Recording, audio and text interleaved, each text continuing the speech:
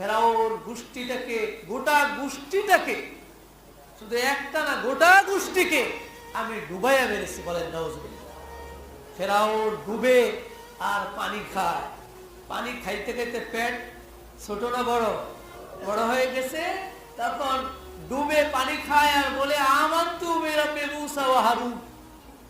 ডুব দিছে আর কয় আমি মূসা এবং হারুনের রবের, আমার রবের প্রতি কয় না, কারণ এই শয়তান তো নিজেই বলছে রব, এই জন্য ঘুরাইয়া কয়, কারণ হ্যাঁ তো কইছে আনা রাব্বুকুমুল আলা, আমি তোমাদের রব।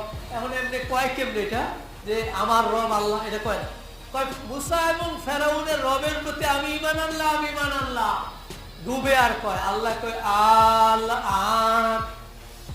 এখন ওখানে আসেই তাকাবুরু, তো এখন কো ঈমান আনলাম, নো অ্যাকসেপ্টেবল, এখন আর ঈমান গ্রহণযোগ্য হবে না, এখন আর গ্রহণযোগ্য